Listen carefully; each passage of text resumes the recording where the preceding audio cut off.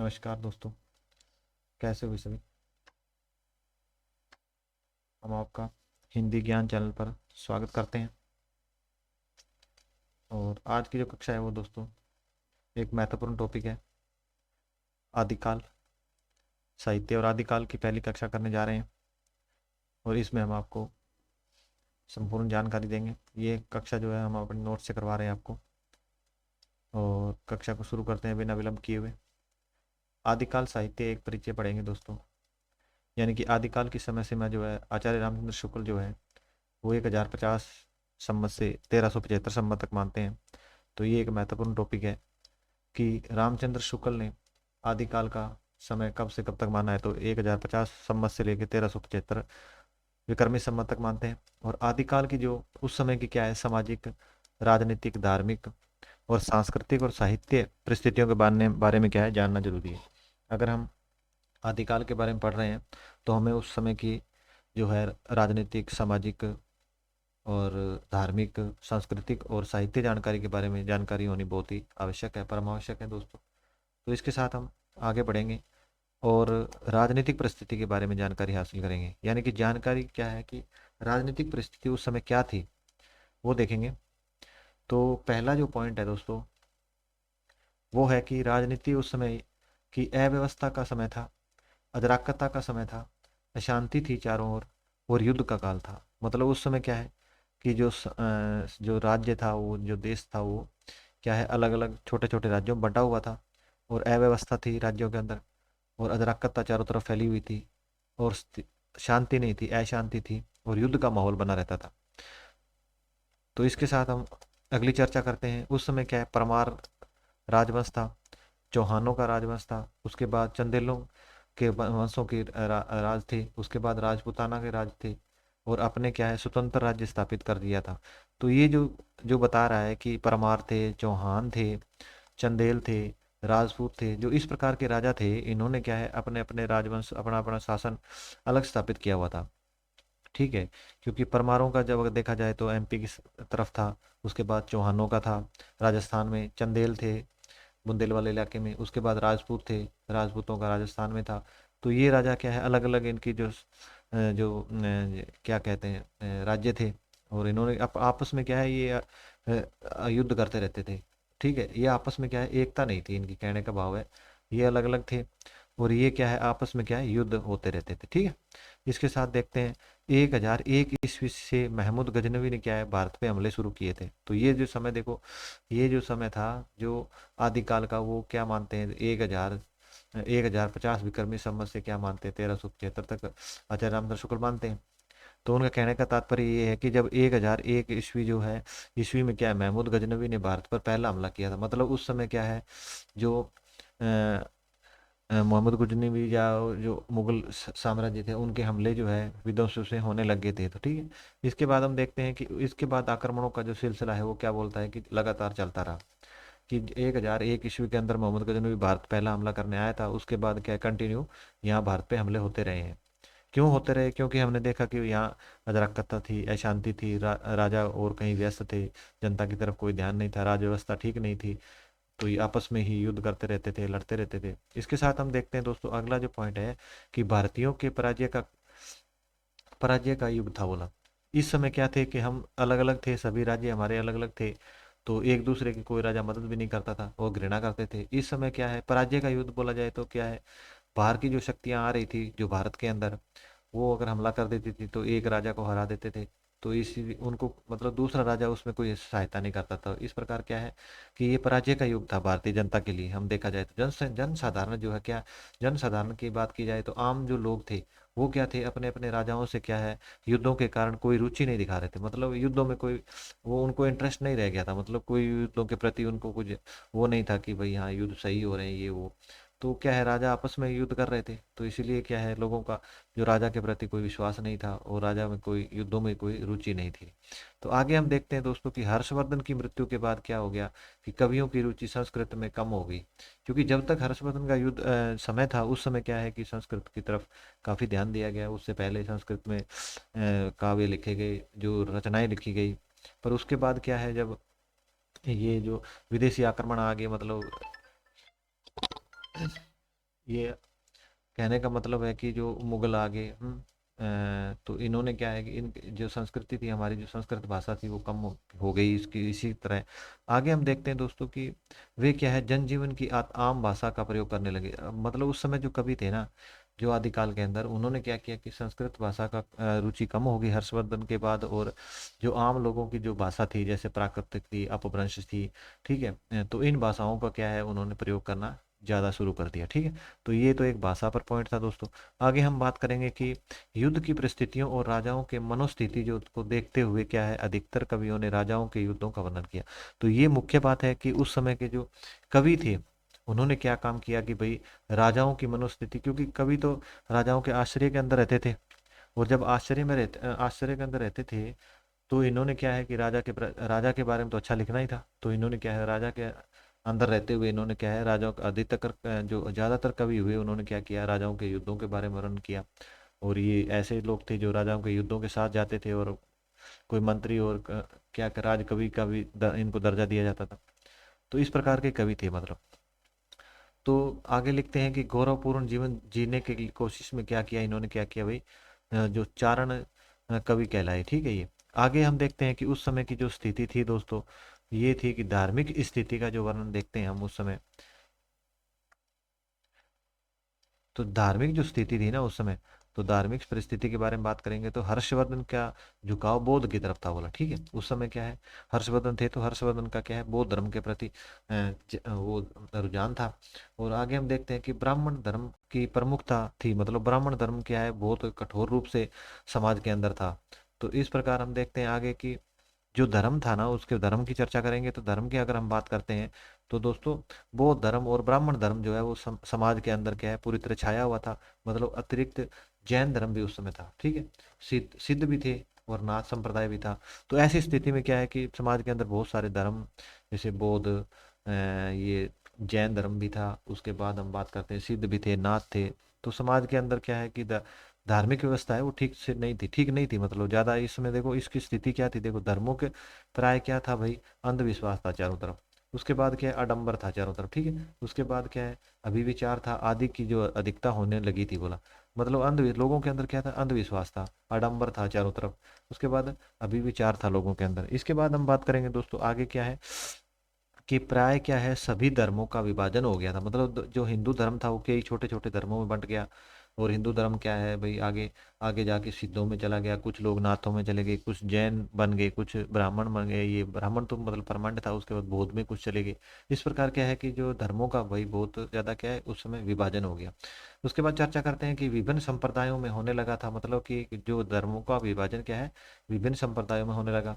इसके बाद देखो बात करते हैं हिंदू धर्म में क्या है वैष्णव और शैव में विभाजित हो गया। हिंदू धर्म भी क्या है दो में विभाजित हो गया कि भाई शैव बन गए और कुछ लोग क्या है वैष्णव बन गए। तो अभी हम बात करते हैं कि वैष्णव के जो भगवान विष्णु की जो शंकराचार्य जी थे जो केरला से थे, तो उनकी तरफ से क्या है भगवान विष्णु की आराधना की गई। ठीक है, उसके बाद हम देखते हैं जो शैव थे तो वो क्या है शिव की आराधना करते थे, रामानुजाचार्य थे उनके मुख्य।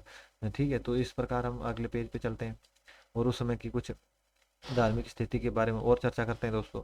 तो आगे हम देखते हैं कि धार्मिक स्थलों की दुर्दशा थी। दुर्दशा मतलब दशा ठीक नहीं थी। मतलब अगर मान लो मुगल आए, उन्होंने क्या है कि हमारे देश के जो धार्मिक स्थल थे, जो मंदिर थे, वो क्या है भाई मंदिर उन्होंने हमारे जो पूर्वज थे उनको, जो बड़े साधु संत थे उनको मारना शुरू किया या उनको तड़फाना शुरू किया। इसके बाद क्या है मंदिरों में क्या है हमारी देव मूर्तियां तोड़ी जाने लगी, मंदिर को तोड़ा जाने लगा। उस समय की देखो मंदिरों में काफी नुकसान होने लगा। तो इस समय क्या है कि लोगों की हालात जो मनोस्थिति थी वो ठीक नहीं थी। तो हम देखते हैं कि धार्मिक जो जो थी वो स्थिति क्या है दुर्दशा होने लगी थी, मतलब स्थिति ठीक नहीं थी धार्मिक की।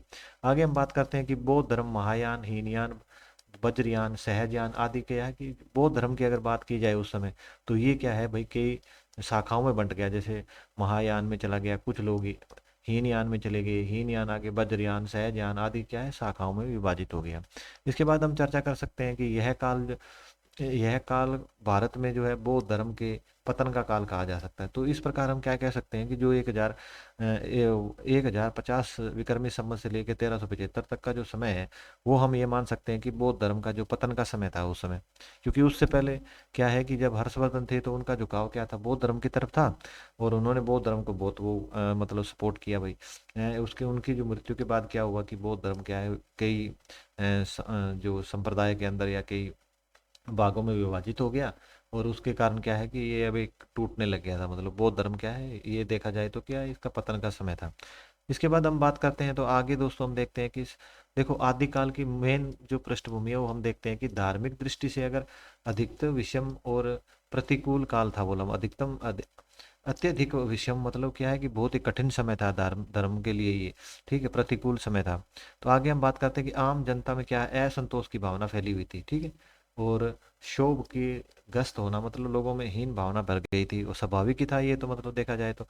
आगे लिखते हैं कि आदिकाल साहित्य में क्या मुख्यतः क्या हठ योग, खंडन, उसके बाद क्या मंडन, उसके बाद श्रृंगार परक रचनाएं लिखी जाने लगी। उस समय की जो रचनाएं थी वो क्या थी, हठ योग, खंडन, मंडन और श्रृंगार। ज्यादातर श्रृंगार परक रचनाएं जो है या वीर रस के जो काव्य लिखे जाने लगे उस समय, क्योंकि राजा के आश्चर्य में रहते थे कवि, और वो ज्यादातर क्या है राजा के बारे में लिखते थे। तो उस समय जो युद्ध होता था या कोई या उनकी जो श्रृंगारिक रचनाओं की मिलती है या वीर काव्य मिलते हैं, तो इसीलिए क्या है कि आदिकाल को आचार्य रामचंद्र शुक्ल क्या है वीर काव्य के वीर काल की भी संज्ञा देते हैं, वीर काव्य उस समय इनको मिले हैं। तो इसके बाद हम बात करेंगे दोस्तों उस समय समाज की क्या हालत थी, यानी कि सामाजिक परिस्थिति क्या थी उस समय। तो सामाजिक परिस्थिति की अगर हम बात करें दोस्तों, तो सामाजिक परिस्थिति क्या है कि आदिकाल के अंदर क्या है, समाज विभिन्न वर्गों में बंट गया था, जातियों में बंट गया था। इससे क्या विभिन्न मतलब भाई अलग अलग हो गया था। तो उस समय क्या है, समाज के अंदर क्या अलग अलग कई वर्ग आ गए थे, और समाज कई विभिन्न छोटी छोटी जातियों में बंट गया था।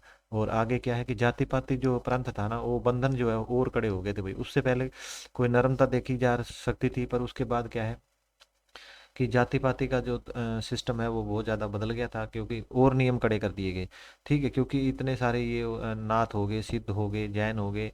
तो इन्होंने क्या है कि जाति धर्म में क्या ना सिस्टम को और कड़ा हो गया है। इसके बाद हम बात करते हैं कि साथियों स्त्रियों की स्थिति उस समय क्या थी। तो इस काल में स्त्रियों की स्थिति जो थी वो बहुत ही गंभीर थी, सोचनीय थी, विचार योग थी, ठीक है, कि स्त्री को मात्र क्या है भोग भोग विलास की चीज समझा जाता था। उसके बाद हम देखते हैं कि कपालिका एवं तांत्रिकों के लिए स्त्री केवल है भोग का एक साधन थी या एक वस्तु थी दोस्तों। उसके बाद हम देखते हैं, चर्चा करेंगे युद्धों के कारण क्या है, राजा और जनता का विमुख हो गए। मतलब विमुख होना क्या है कि एक दूसरे के विरुद्ध हो गए। मतलब राजा जो युद्धों के कारण, उस समय युद्ध का समय था, और युद्ध के कारण क्या है जनता राजा के विरुद्ध हो गई थी भाई, ठीक है। उस समय क्या जनमानस में निर्धनता के और अशांति थी। तो अगर मान लो राज्य में युद्ध ही चलते रहेंगे तो क्या है कि राज्य में क्या है बहुत सारी हानि हो जाती है। मतलब जो निर्धनता आ जाती है, धन माल की बोलते हैं ना कि जान माल की, मतलब युद्ध के अंदर हानि होती है। तो देख लो कैसे होती है, इस प्रकार होती है। युद्धों के कारण क्या है जनता राजा के विमुख हो गई भाई, एक दूसरे के विरोध हो गए। और उस समय क्या है जनमानस का क्या है निर्धनता हो गई, गरीबी आ गई, लोगों में अशांति फैल गई, ठीक है। इसके बाद हम बात करेंगे कि साधु संत तो क्या है उस समय बहुत हो गए थे ना। साधु संतों का योगियों आदि का क्या है समाज में अधिकतर आदर होने लगा था। मतलब क्योंकि भाई आपके मंदिर तोड़े जा रहे हैं, आपके जो साधु संत है उनका अपमान किया जा रहा है, राजा राजा अपने काम में व्यस्त है, मतलब युद्धों में व्यस्त है। तो जनता का ध्यान क्या है अपने समाज के प्रति न जाकर क्या हो गया, वे जो साधु संत थे, योगी थे, हैं, तो योगी योगी कौन थे, योगी तो यही थे, नाथों को योगी कहा गया है। तो दोस्तों जो नाथ थे ये योगी हैं, ठीक है। तो ये जो योगियों के कारण क्या हुआ कि समाज में इनका जो है भाई, समाज में जो है वो आदर सम्मान बढ़ने लगा है ना। वे लोग क्या है, वो वे लाभ उठाकर क्या है जनता का शोषण करने लगे। तो भाई अगर कोई समाज में क्या है किसी को ज्यादा इज्जत दोगे तो क्या है वो आपका शोषण करने लगेगा, ठीक है। तो इस प्रकार हम आगे देखते हैं दोस्तों, आगे है कि यह सब होने के बाद क्या हुआ कि समाज में अंधविश्वास क्या है बहुत ही बढ़ गया। तो अगर अगर इस प्रकार का साधु संतों अगर इनका ज्यादा बोलबाला होगा तो क्या होगा, उस समय क्या समाज में क्या हो अंधविश्वास का ज्यादा बोलबाला हो गया था, बोला। आगे हम देखते हैं कि हिंदू धर्म के निम्न वर्गों की हालात जो है पहले से भी मतलब और खराब हो गई थी। निम्न वर्ग मतलब जो मजदूर वर्ग है, जो कारपेंटर है या कोई छोटे छोटे काम करने वाले जो व्यक्ति हैं हिंदू धर्म के अंदर, उनकी हालात क्या है पहले से भी और गरीब हो गए, क्योंकि युद्धों का जो राज का जो पैसा है वो खत्म होता जा रहा था। और इस समय क्या है जनता जो पहले से भी और गरीब होती जा रही थी। तो इससे क्या है कि पहले स्थिति कमजोर थी, उसके बाद कहते हैं कि और भी कमजोर होने चली गई। आगे देखते हैं कि मुसलमानों के आने के कारण क्या हो गया भाई। मुसलमान, क्योंकि मुसलमानों ने हमला किया भारत पे, आने से क्या हुआ, समाज पर क्या है, भारतीय समाज पर असर पड़ने लगा। जैसे मुसलमान अगर भारत में आए तो उनके साथ जो लोग आए, वो जो व्यापारी आए, जो उनका समाज आया, वो यहाँ रहने लगा भारत में।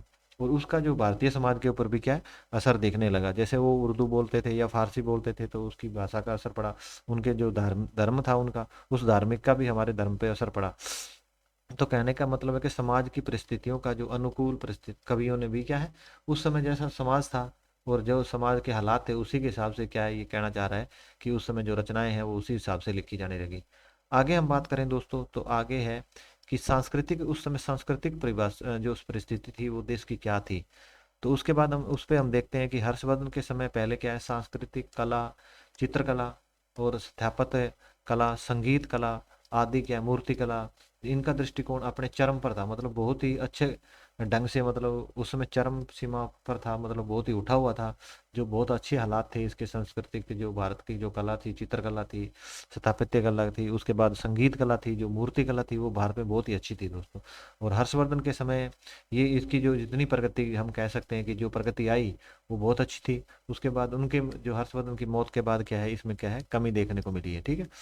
इसके बाद अगर हम देखते हैं कि इस काल में क्या है, भुवनेश्वर, जो भुवनेश्वर है, उसके बाद खजुराहो है, पुरी है, कांची है, तंजौर है आदि में क्या है, जो सुंदर कला का नमूना है वो उसी काल का देखने को मिलता है दोस्तों। आदि काल के समय जो हर्षवर्धन के समय की बात कर रहे हैं, तो उस समय की जो है ये भुवनेश्वर, खजुराहो, पुरी, कांची, तंजौर की जो गुफाएं, जो मंदिर हैं, जो कला है, वो उस समय का नमूना है। और इसके बाद हम आगे देखते हैं दोस्तों कि तत्कालीन स्थिति से प्रभावित होकर क्या हुआ, अलबरूनी जो गजनी था, जो महमूद गजनवी के साथ भारत आया था, और भारतीयों के बारे में वो अपना विवरण करते तहकीक एक हिंद, उसने एक एक पुस्तक लिखी दोस्तों। वो जो गजनी से आया था, अल बरूनी, उसने भारत के उस समय के जो हालात थे उसके ऊपर एक पुस्तक लिखी है उसने, तहकीक ए हिंद नामक एक पुस्तक लिखी। उसमें वे क्या लिखता है कि उस समय जो भारत की स्थिति थी उसके बारे में लिखता है कि वे, मतलब वे कौन, हिंदू कला की ऐसी ऊंची उड़ानों पर उड़ रहे हैं, न तो उनका वर्णन किया जा सकता है और न ही वैसा वर्णन कर सकते हैं, बोला। तो अलबरूनी जो गजनी से आया था उसने उस समय, आदिकाल के समय, वो क्या लिखता है कि तहकीक हिंद उसकी किताब है या पुस्तक है, उसके अंदर वो लिखता है कि हिंदू कला की एक ऐसी ऊंची उड़ानों, हिंदू जो है उनकी कला जो है वो ऐसी उड़ानों ऊंची उड़ान पर थी कि उसका कोई वर्णन नहीं कर सकता है, बोला। इतनी अच्छी थी वो। ठीक है, न ही ऐसा कोई निर्माण कर सकता है, बोला। ऐसी कला कहीं संसार में कोई इसका निर्माण भी नहीं कर सकता है।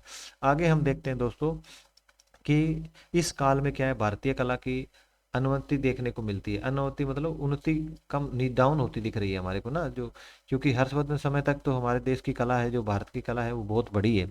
पर उनकी मृत्यु के बाद जब मुगलों का जो अफगान का जो, जिनका जो आक्रमण होने के कारण जो मुसलमान भारत में आए, तो उस समय क्या है, ये जो समय था हमारे लिए क्या है, जो कला के लिए अवनति का समय था। मतलब उन्नति नीचे होने लगी, डाउन होने लगी थी। ठीक है, इसका मुख्य कारण था कि मुसलमानों का भारत के लोगों के साथ ईर्ष्या, मतलब क्या है, नफरत करते थे, है ना। तो इसके बाद हम देखते हैं कि डॉक्टर हर्षचंद्र ने लिखा है कि हिंदू और मुस्लिम संस्कृतियों के टकराव टकराव बढ़ गया था, बोला। ठीक है, तीनों को दोनों क्या है, एक दूसरे के संकालु संकालु मतलब संकालु नेत्रों से देखने लगे, मतलब शंका से देखने लगे। यवनों के हाथों राज सत्ता आने पर क्या है, भारतीय संस्कृति का रंग जो और भी क्या है, गहरा होने लगा। और हमारे त्योहार, मेले, खान पान और वेशभूषा और विवाह आदि पर क्या है, इस्लाम धर्म का असर, छाप जो है वो दिखने लगी दोस्तों। और इसके बाद क्या है, भारतीय संस्कृति परंपरा के क्या है, धीरे धीरे लुप्त होने लगी, मतलब क्या है, खत्म होने लगी। देख, नई चीजें क्या मिली हमारे को, सारंगी, तबला, अलगोजा आदि, क्या है, नए वाद्यों का जो है भारतीय संगीत पर प्रभाव पड़ने लगा। यानी कि इनके आने से ये क्या है, ये इनकी खोज हुई, और सारंगी, तबला, अलगोजा जो है भारतीय संगीत के अंदर नए जो इक्विपमेंट आए, उसके बाद हम संगीत पर प्रभाव पड़ा। इसके बाद हम बात करते हैं कि युद्धों के वातावरण के कारण क्या है कि ये कलाएं की है विशेष स्थान पा गई। ठीक है, युद्धों के कारण क्या है, ये जो कलाएं थी, मतलब सारंगी, तबला, अलगोजा, जो संगीत कला थी, वो विशेष स्थान पाने लगी। हिंदू राजा भी इसे इसे महत्व देने लगे। यानी कि जो मुस्लिम राजा थे, जो इस प्रकार की कला थी, इसको क्या है, हिंदू राजा भी, जो भारत के राजा थे, वो भी इसको महत्व देने लगे। धीरे धीरे भारतीय कला कलाकार अपनी प्राचीन शैली को क्या है भूलने लगे भाई। तो ये हमने यहाँ पर देखा कि जो धार्मिक में कि भाई जो कला थी, हिंदुओं के पास जो कला थी वो धीरे धीरे वो भूलने लगे, और कलाकारों ने क्या है प्राचीन शैली को धीरे धीरे खत्म होने जा रही थी। ठीक है, इसके बाद हम बात करेंगे दोस्तों उस समय साहित्य की स्थिति क्या थी, जो साहित्य था भारत का उसके ऊपर क्या असर पड़ा, क्योंकि युद्धों का समय था। और ये तो जाहिर बात है कि युद्धों का असर जो है जो साहित्य पर हमें देखने को मिलेगा, क्योंकि युद्धों और ग्रह युद्ध के कारण क्या हुआ भाई, बावजूद भी आदिकाल में साहित्य की रचना क्या है चलती रही, क्योंकि राजाओं के आश्रय में रहते थे, कभी धीरे धीरे कुछ ना कुछ लिखते रहते थे। तो इस काल के साहित्य युद्धों का वर्णन मिलता है। ठीक है, मेनली क्या है इस समय युद्ध ज्यादा हुए और राजा युद्धों में बिजी रहते थे, तो इस समय जो कवि थे वो राजाओं की प्रशंसा में लिखते थे, और युद्ध काल के बारे में जो रचनाएं हैं उसके अंदर युद्धों का वर्णन किया गया है। और इसी में आचार्य रामचंद्र शुक्ल क्या है इसको, इस समय को जो है वो कहते हैं कि युद्धों का जो है कारण ये जो वीर काल कहते हैं जो, ठीक है, वीर काल की संज्ञा देते हैं वो। तो इसके बाद हम देखते हैं कि हिंदी के अलावा अपभ्रंश, ठीक है, प्राकृत, संस्कृत में भी इतिहास रचा गया, क्योंकि इस समय क्या है अपभ्रंश का भी प्रयोग हो रहा था, प्राकृतिक भाषा का भी प्रयोग हो रहा था और संस्कृत का भी प्रयोग हो रहा था। ठीक है, तो इस भाषा में क्या है ये बोलना चाह रहा है कि इस भाषा के अंदर भी जो हमारा साहित्य था वो लिखा गया है।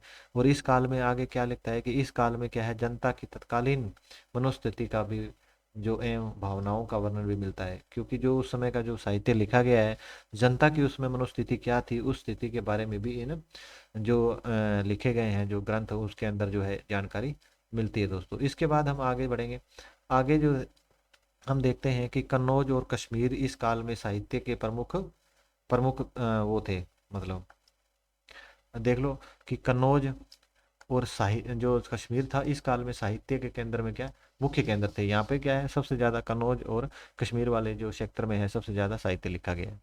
तो आदिकाल की मुख्य प्रवृत्तियां मतलब बोले तो कि विशेषताएं या एडवांटेज है, ठीक है,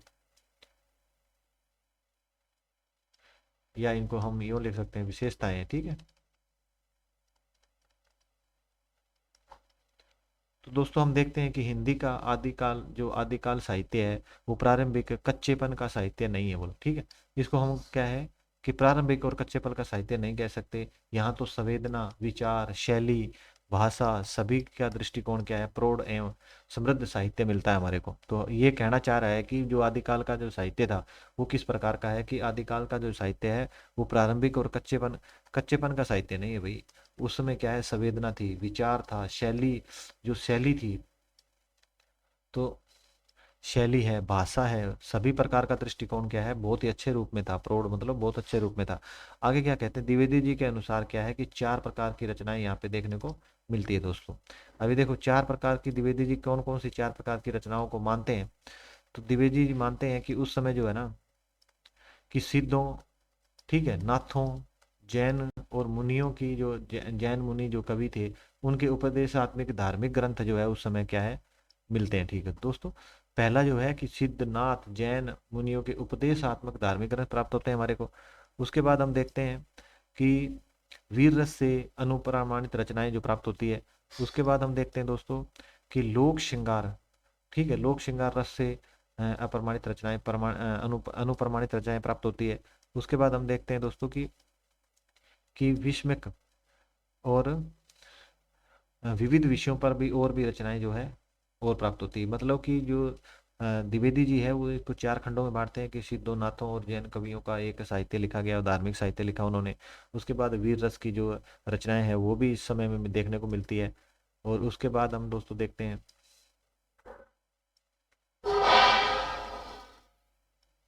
उसके बाद हम देखते हैं कि विविध प्रकार के और भी जो है साहित्य लिखा गया और श्रृंगार रस की जो रचनाएं हैं वो भी दोस्तों उस समय लिखी गई, ठीक है। इसके बाद हम देखते हैं कि जो प्रमुख जो है चार प्रकार की प्रमुख प्रवृत्तियां पाई गई, क्या कौन सी प्रवृत्तियां पाई गई है दोस्तों, देखो कि एक तो प्रवृत्ति देखो धार्मिक प्रवृत्ति पाई गई, उसके बाद है श्रृंगार आत्मक प्रवृत्ति पाई गई, ठीक है, एक वीर गाथात्मक पाई गई, ठीक है, श्रृंगार की पाई गई, मनोरंजन की पाई गई, ठीक है। तो हमने देखा किस प्रकार से चार प्रकार की जो है परिस्थितियां पाई गई है उस समय। तो ये नोट करने के लिए इसको मिटा देते हैं ना। तो दोस्तों आगे बढ़ते हैं और आगे हम देखते हैं कि कुछ और प्रवृत्तियां, ऐतिहासिक अभाव क्या रहा है ना।